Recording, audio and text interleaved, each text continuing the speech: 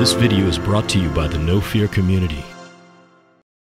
Please give us a brief introduction of your background and current position.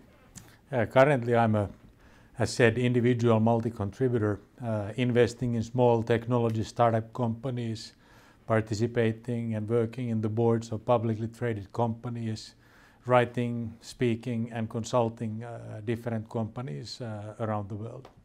But prior to that, I served for more than 20 years in executive positions at Nokia throughout the growth years.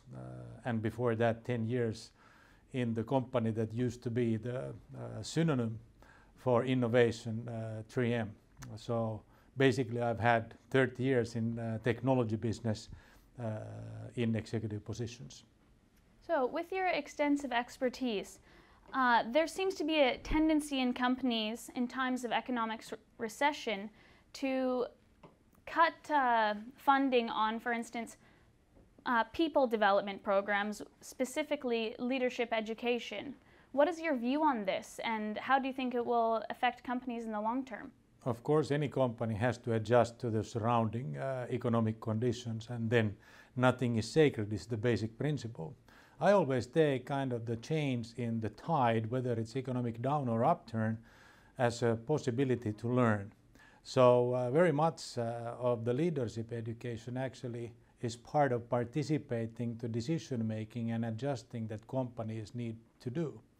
It doesn't take away the fact that, of course, then you also need more educational and training programs to kind of coincide with the on-the-job training. So I'd kind of look at this in the way that, of course, the best teacher for you is the real world, but then you need to augment that with some more formal leadership training. And be careful, don't cut too hard. In the book, Becca describes the PlayStation generation as those born after 1985, and the digital cowboys being the stars of this generation. During your international career, what have you found to be the best practice when leading these young individuals? So one thing that is always important is to try to mimic what people that are older to you or younger to you have gone through. What has been the kind of life experience that they have, and in this way, if you associate with them, you can actually lead them better. But one thing, particularly the young people, that is very important. I think it's one of the biggest learnings for myself, and I think I've tried at least to exercise that throughout my own career, is that never lost your curiosity. So, you know, the curiosity that drives us to find new things, define new things, try new things, that's the one thing that comes at birth.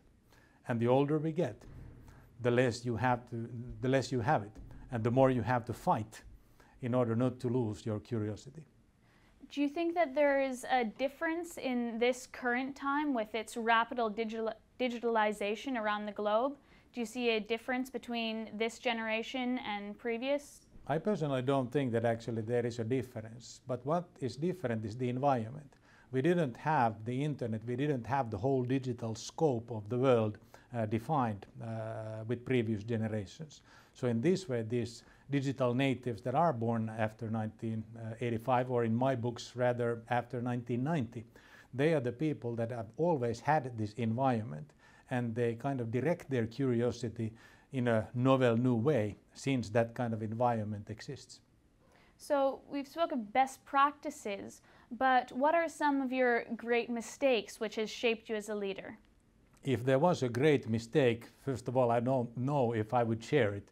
And on the other hand, if there was a mistake of big impact, probably I would not have had a successful career. So there is probably also the learning, which is that actually you have to understand and fail fast. Don't let the mistake grow too big. So all the time have a little bit of paranoia about your own decisions, your own things that you have done. Re-evaluate them and try to learn. In this way you can keep the mistakes small and you learn fast. So you say that it's about adaptability, and so learning from your mistakes in a short term instead of allowing them to grow into great mistakes. Absolutely, and be active with the learning. So don't just let things happen, but always question yourself. That's the advice that I would give. Thank you so much. Thank you.